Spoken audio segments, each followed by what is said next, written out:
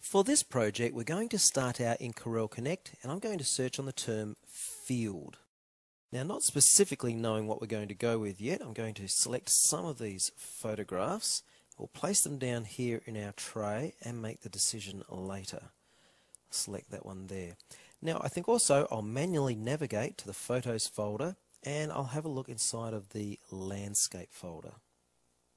And this image down here looks like a good field image, so I'll pop that one down there. And also, I think we will need a bird. So I'll go to Objects and to the Animal Kingdom and to Birds. And we'll navigate down to the bottom here, and I'm going to select this picture here, and I will pop that there. Well, of all of these images that are here, I do particularly like that one, so I'm going to select that image and open the image in Photo Paint. Selecting the crop tool, I'm going to do this by the numbers. 250mm wide, tab 80mm high, and then move the crop area to a suitable location that you want to crop to, double click, and then F4 maximum zoom to object.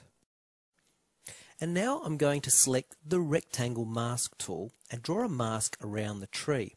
I want to keep the tree in the middle, and I'm going to actually Control C and Control V paste a copy of what was inside of that mask down, and I'll rename that to tree for convenience.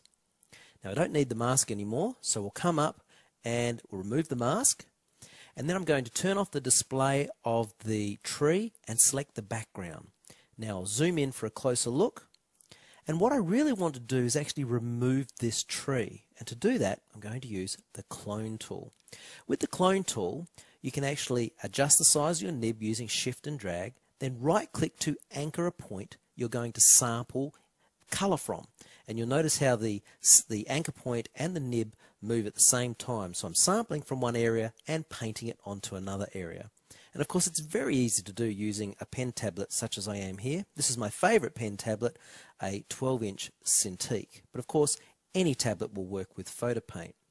Now for this next part I need to create a duplicate of the tree and use that to craft into a shadow. So Control C and Control V, and again I'll rename that to shadow, and then I'll turn off the display of the other two objects, making sure that the one we want is selected, and then up to Image, and I'm going to choose Cutout Lab.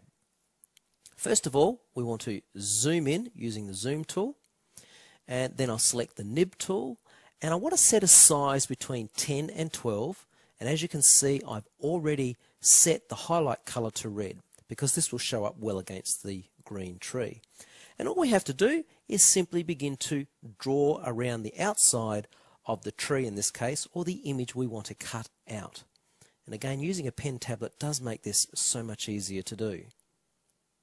You're trying to get half of the highlight over the area you want cut and half over that blue background. So half on the green, half on the blue. Make sure you join the outline to complete the shape so that we can then fill it. So selecting the fill tool, fill the image, and then click preview to see the result. And if you're happy with that, of course, just click OK. Now I need to turn back on the display of the tree and the background. Now I'm going to take the image that we've just cut out, stretch it down, and I'm going to use this for a shadow. So I'm going to come up to Adjust, choose Grayscale, and here I can lower the contrast created by the yellows and greens, which is very handy as shadows are quite flat and don't actually contain contrasting detail. It's the surface underneath that creates the sense of contrast. And now, selecting the Object Transparency tool, I'm going to choose a flat fill with a value of around 50 to 55.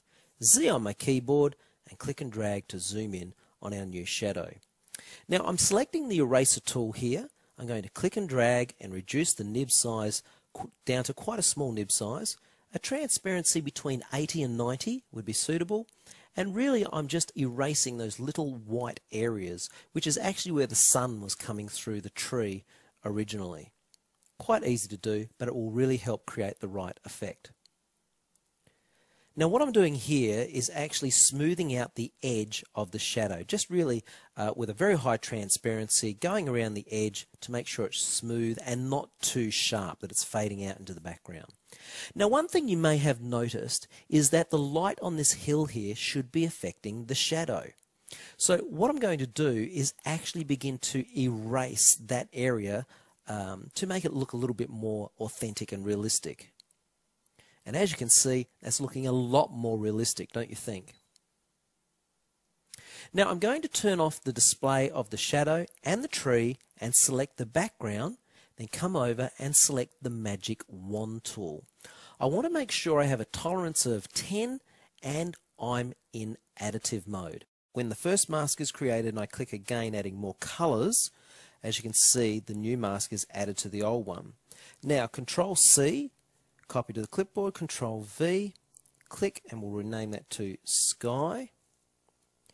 And now select the background, it's very important. We'll now invert the mask and again Control C, Control V, click and we'll call that background. Now we don't need that mask anymore, so I'll remove the mask. And what we're going to do now is add some effects to the sky and to the background. First off, I'm going to use the photo effect. It's a brand new filter. Now I'm going to put a gold type colour over the top of the sky because I want it to look a little bit more bleak to create the final effect that we're going for. Now similarly, I'll select our grassy background there and I want to apply a photo filter as well to that. And this time we'll apply a type of orange colour because the orange will make the grass look a little bit more old and faded, a little bit dried out. That's what we're looking for. Now for a little housekeeping, let's rearrange and group our objects. First I'll move the shadow to the top and with finger on Control, select the tree and the shadow, right click and choose Group. Then click on the title and rename that group to tree. And I'll also do the same thing with the sky and the grassy image.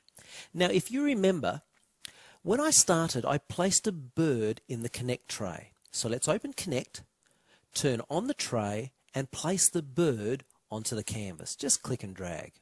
Now all we'll do is resize the bird, place it in what looks like the right position and don't forget right click and apply. Now the last thing I want to do is create some highlights on the grass. So first I'll expand the background group and select the grassy image. And then under the paint tools I'm going to select the effect tool, and as you can see here I've already selected contrast with an amount of 25 set. Now effectively what I'm doing is trying to make my nib go half on the top side of that middle line, half on the bottom. The darker areas will become darker and the lighter areas lighter. And that will add quite the sense of impact, at least where the sun is hitting the image. And I'll just go back and forth a few times. And I think we'll come up the top for final touches and just put a little bit of highlight on the top of the hills. And that's about it. Now this is a subtle effect. So if I undo the effect using Control Z and then redo, you can really see the impact of the effect. So let's go ahead now and we'll save our file as a CPT file and then we'll import the file into CorelDRAW and continue on.